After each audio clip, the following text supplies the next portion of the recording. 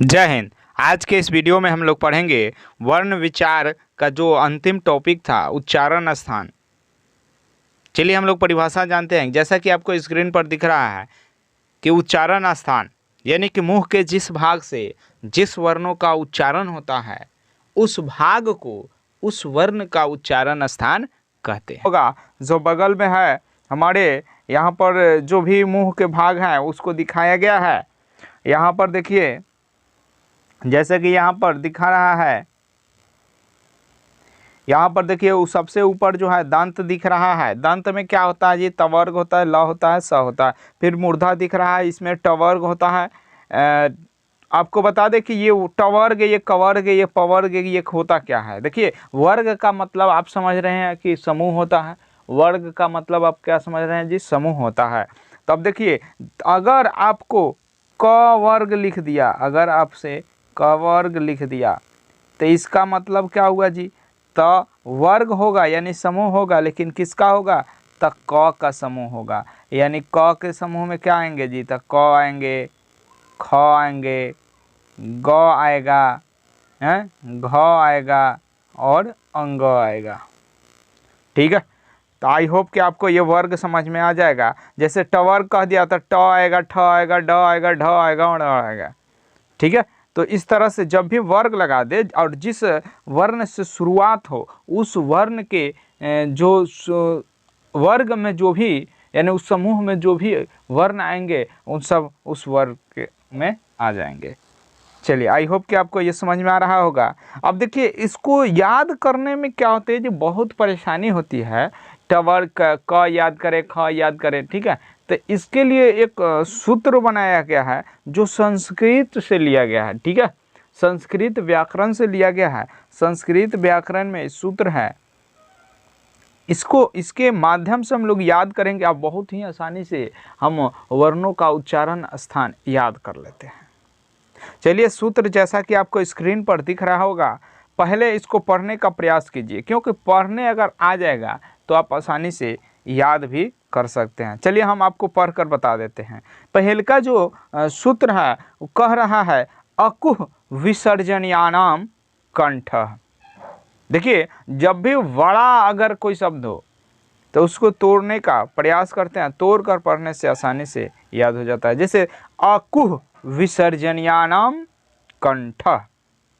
ठीक है, फिर नेक्स्ट है इचु यसानाम तालु। इचु यसानाम तालु। फिर नेक्स्ट है ऋतु रसानाम मूर्धा। ऋतु रसानाम मूर्धा। फिर नेक्स्ट है आपका ऋतु लसानाम दंता। फिर है नेक्स्ट उपु पद्मनियानाम ओष्ठौ। उपु पद्मनियानाम ओष्ठौ। आई होप कि आपको समझ में आ रहा होगा। यम गणानाम नासिका। यम गणानाम नासिका, ये नाक से बोले जा रहे हैं इसलिए यहाँ पर नासिका लिख दिया गया है। यानी कि ये आप देख रहे हैं स्क्रीन पर कि य है, म है, ङ है, अण है और न है। ये जो भी वर्ग हैं उसके अंतिम जो पांचवा अक्षर है वही यहाँ पर लिखा गया है। यानी कि जो भी वर्ण के पांचवा अक्षर होंगे उसको हम लोग क्या कहेंगे जी? नासिका, उसका उच्चारण स्थान हो जाएगा। फिर नेक्स्ट है आपको कह रहा है कि ए दायतो कंठ तालुअ। ए दायतो कंठ तालुअ, यानी कि ए का उच्चारण स्थान जो होगा कंठ तालु से होगा। आगे हम लोग देखेंगे सबको बारे में, पहले हम सूत्र याद कैसे करेंगे। ठीक है, जैसे ओ दाओ तो कंठोष्ठम, ओ दाओ तो कंठोष्ठम, वकारस्य दंतोष्ठम, वकारस्य दंतोष्ठम, वकारस्य दंतोष्ठम। फिर है लास्ट है, अंतिम है 10वें नंबर पर नासिका अनुस्वारस्य। नासिका अनुस्वारस्य, नासिका अनुस्वारस्य यानी अनुस्वार का जो उच्चारण स्थान है नासिका है, यानी कि नाक है, नाक। आई होप कि आपको ये बातें समझ में आ रहा होगा। चलिए हम इसको बारी बारी से देखते हैं कि इसमें क्या है, किसमें कौन सा अक्षर आएगा। चलिए पहला है अकुह विसर्जनीयानम कंठ। यानी इसमें हम लोग देखेंगे आ जाएगा, आ जाएगा, क वर्ग आ जाएगा। देखिए बार बार आपको बताएंगे नहीं, क वर्ग जिस वर्ण में, जैसे यहाँ पर क के वर्ग लगा है, इसका मतलब क हो गया, ख हो गया, ग हो गया, घ हो गया, ठीक है। उसी तरह से तवर्ग हो जाएगा च, यानी जिसमें वर्ग लग गया समझो कि उस लाइन का जो पांचों अक्षर होगा इसी में शामिल हो जाएगा। चलिए इसके बाद देखिए अकु से क वर्ग हो गया ह, तो यहाँ पर लिख देंगे ह, ठीक है। उसका विसर्जन या ना मतलब विसर्ग हो गया, क्या हो गया, तो विसर्ग हो गया। आई होप कि आपको समझ में आ रहा होगा। देखिए नेक्स्ट है इचु यशानाम तालु, तो ई हो गया तो दोनों ई हो जाएंगे, छोटी बड़ी, ठीक है, यानी ह्रस्व ई और दीर्घ ई। उसके बाद च चू है तो इसका मतलब च वर्ग हो गया। उसके बाद य है तो य हो गया। उसके बाद तालाब में श आ जाएगा।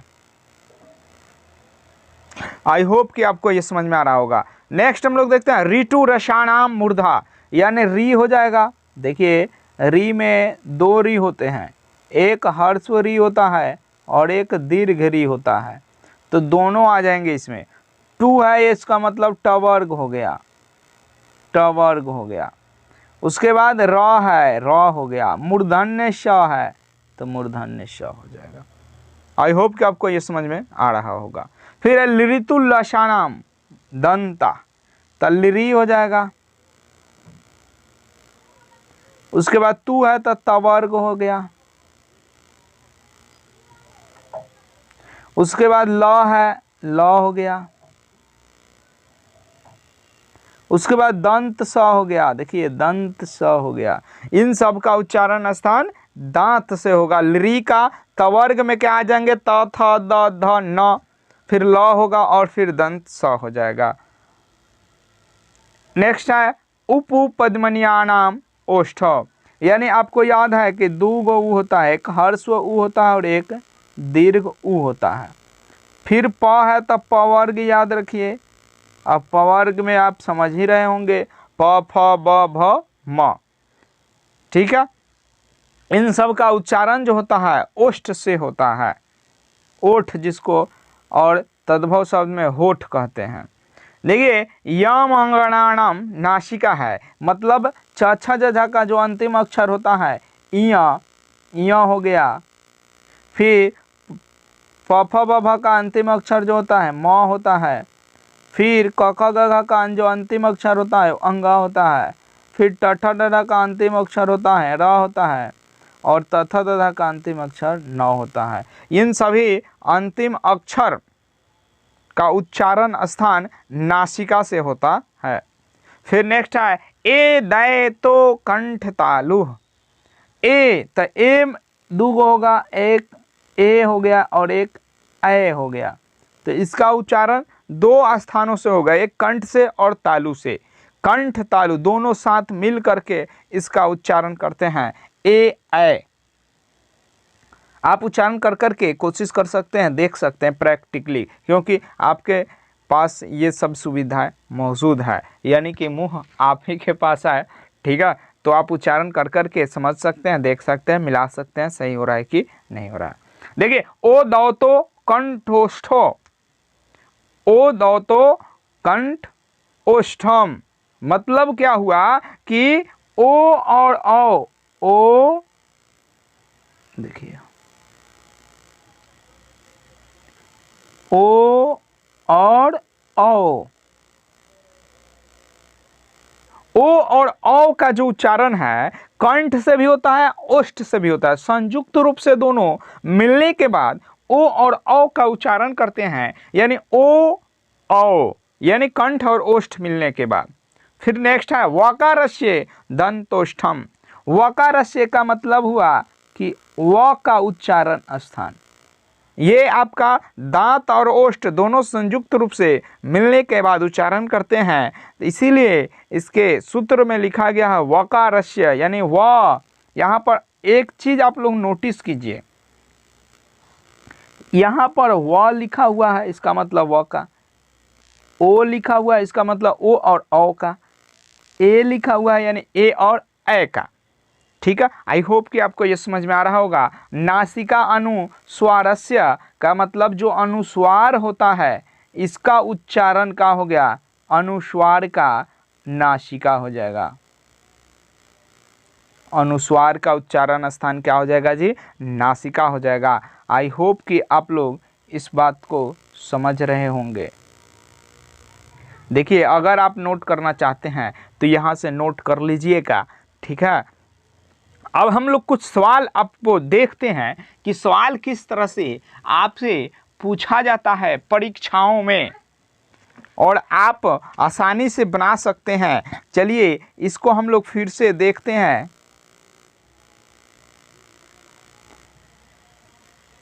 फिर से एक बार रिपीट करते हैं। सबसे पहले हम लोग क्या पढ़े थे? तो उच्चारण स्थान पढ़े थे। उच्चारण स्थान किसे कहते हैं? तो हमारे मुंह के जिस भाग से जिस वर्ण का उच्चारण होता है उस स्थान को हम उस वर्ण का उच्चारण स्थान कहते हैं। इसको याद करने के लिए सूत्र हम लोग लिखे हैं, जैसा कि स्क्रीन पर दिख रहा है। 10 सूत्र जो है संस्कृत व्याकरण से लिया गया है। देखिए, सूत्र पहले का कहता है अकुह विसर्जन्यानम कंठ, इसका मतलब हुआ अ का और कवर्ग का, ह का और विसर्ग का, ये उच्चारण कंठ से होता है। फिर नेक्स्ट है ईचु यशानाम तालु, मतलब ह्रस्व ई और दीर्घ ई, चवर्ग य और तलाब्य श का उच्चारण स्थान जो है तालु है। फिर नेक्स्ट है ऋतु रसाणाम मूर्धा, यानी री में ह्रस्व री और दीर्घ री और टवर्ग र और मूर्धन्य श का उच्चारण जो होता है वो मूर्धा से होता है। देखो मूर्धा होता क्या है जी? तो दांत के ऊपर वाला जो कठोर भाग है, जैसे आप उच्चारण करके देखिए ट ठ ड, ये जो कठोर भाग पर जीभ बार बार मार रहा है, धक्का दे रहा है, समझिए वही क्या है? मूर्धा है। नेक्स्ट है ऋतु लशानाम दंता, इसका मतलब हुआ कि री तवर्ग ल और मूर्धा दंत स, इन सब का उच्चारण री तवर्ग ल और दंत स का उच्चारण स्थान जो है दांत है, दांत। ठीक है, अब यहाँ से आप ये समझ रहे होंगे कि तीन को जो स हम लोग पढ़ते हैं, तलाब्य स, मूर्धन्य स और दंत स, तीनों का जब भी हम शब्द लिखेंगे तो उच्चारण करके देख के कभी हम गलत नहीं कर सकते हैं। इस बात को ध्यान रखिएगा। जब भी अगर स का कंफ्यूजन वाला कोई शब्द आ जाए वहाँ पर उच्चारण कीजिए फटाक से। देखिए कि अगर तालु में सट रहा है तो तलाबे स लिखेंगे, मूर्धा में सट रहा है तो मूर्धन्य स लिखेंगे और दांत में सट रहा है तो दंत स लिखेंगे। गलती कभी मत कीजिएगा परीक्षाओं में। ठीक है, देखिए अगला है, कह रहा है कि उपु पद्मनियानम ओष्ठ, यानी ऊ में ह्रस्व ऊ और दीर्घ ऊ और पवर्ग। ठीक है, इसका उच्चारण जो होता है ओष्ठ से होता है। फिर नेक्स्ट है यम गणाणम नासिका, यानी कि जितने भी स्पर्श व्यंजन में जो आते हैं उनके वर्ग, उसके अंतिम जो अक्षर होता है यानी पांचवा अक्षर जो होता है, पंचम अक्षर उच्चारण नासिका से होता है। यानी कि य म क ख ग अंग च छ ज झ का इ ट ठ ढ का ण त थ द का न और प फ ब का म। ठीक है, ए दे तो कहेगा तो ए ऐ, ओ दे तो कहेगा तो ओ औ, व का रस्य कहेगा तो व। ठीक है, ए दे तो कंठ तालु मतलब कंठ और तालु दोनों होगा, ओ दे तो कंठ ओष्ठ मतलब कंठ और ओष्ठ दोनों होगा, वकार से दंतोष्ठ मतलब दांत और ओष्ठ दोनों हो जाएगा। चलिए अगला नासिका अनुस्वार से मतलब नाक से अनुस्वार का उच्चारण होगा। चलिए सवाल हम लोग देखेंगे किस तरह से। जैसे मान लीजिए सवाल आपसे कह दे कि बताइए ब का उच्चारण स्थान, प्रश्न है ब का उच्चारण स्थान बताना है।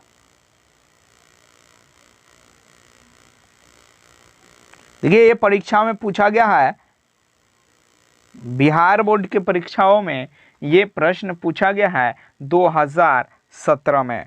देखिए व का उच्चारण स्थान तो आपको बताए हैं उपु पद्मनियानम ओष्ठ, यानी कि पवर्ग का ऊ का दीर्घ ऊ का उच्चारण स्थान जो होता है होष्ठ से होता है, ओष्ठ से होता है।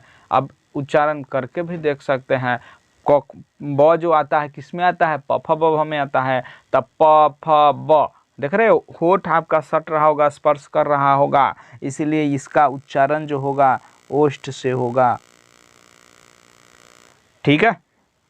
नेक्स्ट है, मान लो कि पूछ दिया घ का बताइए उच्चारण स्थान, घ का उच्चारण स्थान बताइए। आपका कहिएगा घ किस में आता है, तो क ख ग घ में आता है, तो इसका मतलब क्या हो गया, अकुह विसर्जनयानम कंठ, यानी कि अ का आ का कवर्ग का, कवर्ग में ही ना घ आएगा, इसलिए आपका आंसर क्या हो जाएगा जी, तो कंठ हो जाएगा। समझ में आ गया। देखिए अगला आपका प्रश्न हो सकता है कि ए का बताइए उच्चारण स्थान, ए का उच्चारण स्थान बताना है। देखिए ए आ गया, मतलब ए दयतो कंठ तालु, ए दयतो कंठ तालु, ए दयतो कंठ तालु, मतलब कंठ और तालु, कंठ और तालु, तो आंसर क्या हो जाएगा ये, कंठ तालु, कंठ तालु। आई होप कि आपको ये समझ में आ रहा होगा। नेक्स्ट अब क्वेश्चन देख सकते हैं इसी में, जैसे और भी प्रश्न हम देख सकते हैं। च का उच्चारण स्थान अगर पूछ दे, एकदम च का अगर उच्चारण पूछ दे तो आप बताइए चछज, तो चछज में आया ईचु यशानम तालु, तो यानी कि आंसर क्या हो जाएगा जी, तालु। देखिए आप लोग अभी तक हमारे चैनल को सब्सक्राइब नहीं किए हैं तो प्लीज़ सब्सक्राइब कर दीजिएगा, लाइक कर दीजिएगा।